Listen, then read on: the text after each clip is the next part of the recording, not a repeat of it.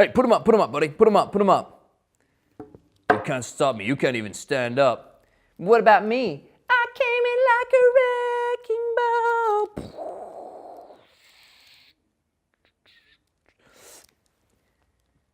Well, hey guys, welcome to episode 6. This is awkward, so we might as well get into it.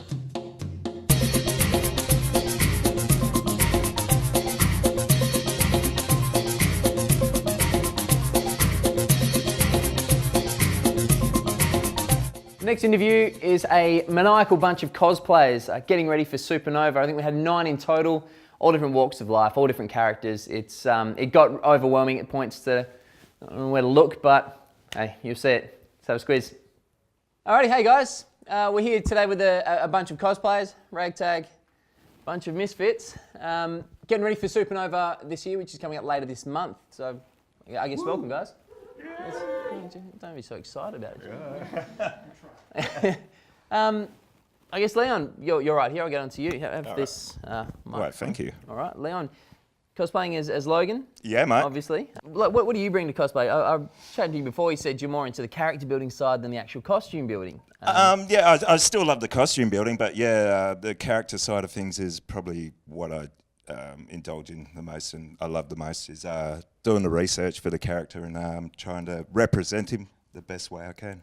You're the man we went through to get all these guys together. Is do you enjoy that side as well? Sort of trying to bring everybody together and promote it? Yeah, with the community, yeah, I definitely enjoy it. Yeah, try and bring everyone together. We are one big sort of family, a dysfunctional family maybe, but yeah, the best kind. Yeah, we're all a family. We all love the same sort of things. So yeah, bringing everyone together is definitely something I enjoy. Alex? Yes. Tell us about your character. Who are you today, and where's it from? I'm Jotaro Kujo from JoJo's Bizarre Adventure. I am obviously the anime is based on basically these guys with superpowers and stands, and it's all sort of quite out there and pretty magical. But most of the characters are very large, like top end, very muscly, and I am very much not. So I've inserted these really just makeshift shoulders that are very. I've tried to make similar to the art style. Because the art style, the shoulders are bush, like round, and I'm like, yeah, bush. That is the shoulders. It's a technical term. And then I've got shoulder padding around my neck and shoulders. So if I take this off, I'm just this scrawny bag of bones. Yeah. Now you study fashion. How does that help with your cosplay, costume building, I suppose? Yeah, I got into fashion because basically before I got into fashion, I cosplayed, I just used bits and pieces of my own clothing. I never really had any idea of the construction of actual clothing. But yeah, basically this helps me a lot with making my costumes pretty much. Yeah. Sarena. Hi.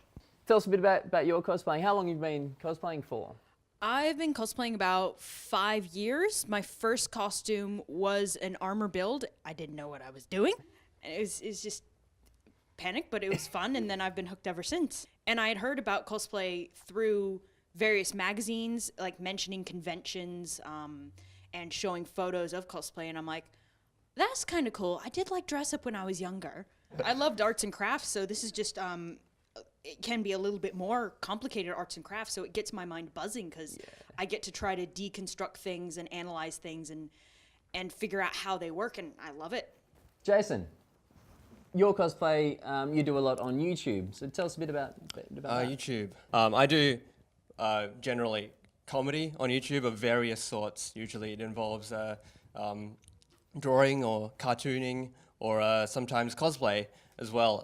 So for me, cosplay is about the social element, the group, the being together as a group with other people that are cosplaying from the same fiction that you all love, and then really it's the only time at conventions is the only time where you can be silly together, just forget about life, just be your character, and that's why I do it. Yeah, thank you. Look, Julian, you just talking about group things. Here we go. We'll hand this over. Your family. So you take your family to conventions and things. You do it as a group there. How many members in your family? So there's my wife and my son and my daughter. So originally and my dad down there. And originally I started doing it by myself, but I really enjoyed it, and I just wanted to bring them into it with me. Yeah, it's probably the thing that I love the most is them being with me and doing it. Yeah, it's awesome. Tag team, Joy. Speaking of group dress ups here, we've got Racheal and Shayna. Whichever one of you guys would like to take the lead. I'm the chatterbox. There we go. Well, I mean, you guys were saying you duo, you tag team and go along as I guess complementing pairs. Yeah. So we cosplay under the name the Cosplaydies because we love puns. We're ladies and we're cosplayers. But yeah, basically we started off just being friends, getting drunk together. And then we were kind of like, man, let's do something a bit constructive. And we decided we're always the ones that are like going ape shit when it comes to costume parties and stuff. So we were like, let's check out cosplay. So we just smashed the YouTube and worked for about a year before we produced our first cosplays. And then after that, it was just, hooked. Yeah. And I mean, how many different sort of pairs of costumes do you guys have? So we've probably got about 5 or 6. We always choose like costumes that are from the same universe. Obviously today we're Teen Titans. This is like, we don't usually do Marvel. I think we've done a Jean Grey and a Storm. But we're Blizzard cosplayers. We love our WoW. We love Diablo and our newest sensation, Overwatch, which I think a lot of us have done. Yeah. Yeah. Kerrie, we'll hand it over to you there. Someone from a semi-professional part of cosplaying. Tell us a bit about what you do, sort of. Well, I go by Astro Kerrie online. I've been doing it for about 10 years, and it started off as a hobby, and it still very much is a hobby. But I guess as time went on, I won a few competitions, and a few bigger companies started recognising what I've done. So people kind of pay for me to go to different conventions around Australia. In 2 months' time, I'll be working for Blizzard for an Overwatch event over in Sydney, which is really exciting. Yeah, I kind of didn't really plan it to happen, but it just kind of did. So yeah, it's a lot of fun. Yeah. Ewan, last but most certainly not the least. Yeah. It's actually quite a handy segue as well. Community. So you're the admin for the Facebook. One of the admins, for the Cosplayers WA Perth Facebook group. Awesome. Now, how big is that community?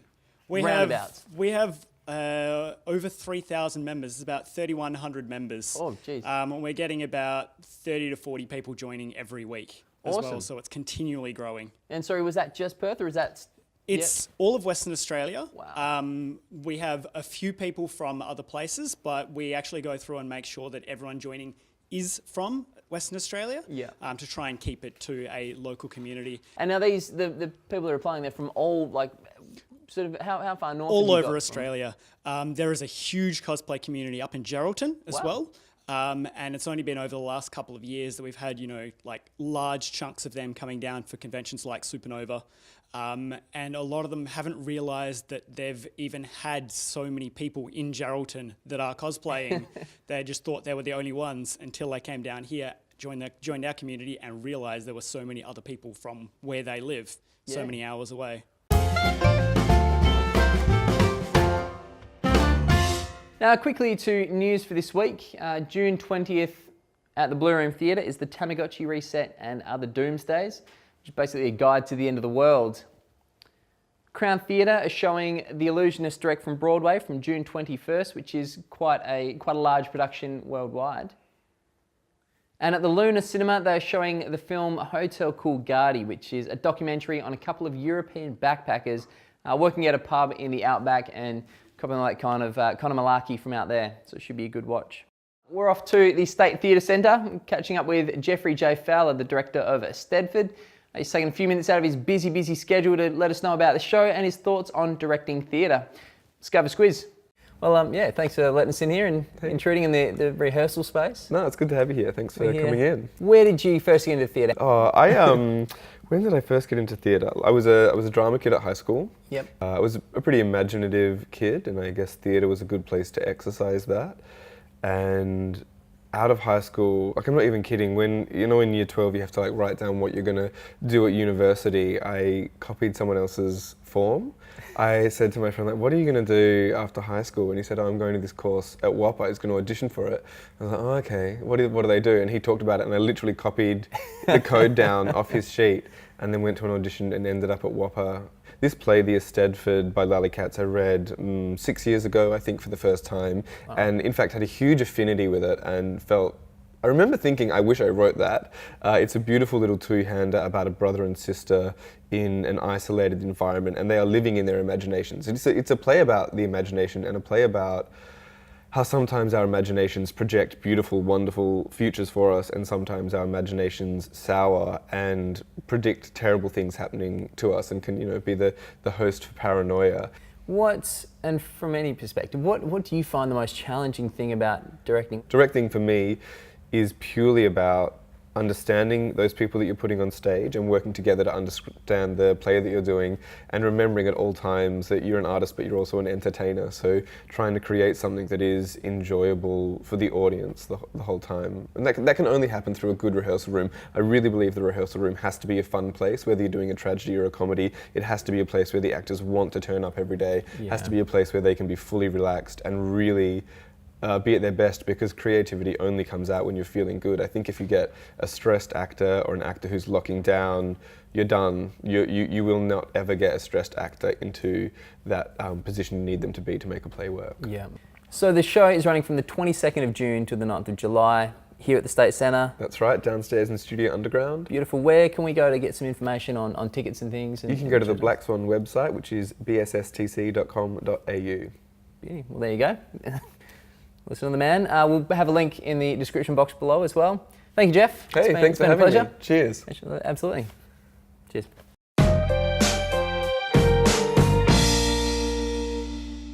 Alrighty guys, that's it for this week. Thanks to the cosplayers for coming down and having a chat, showing us the costumes. We'll see them at Supernova. You'll see us at Supernova. We'll see you at Supernova.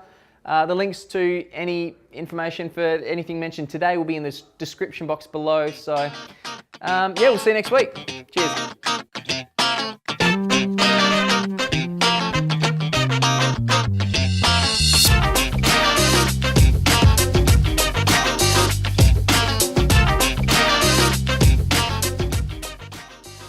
So quickly to news in this week.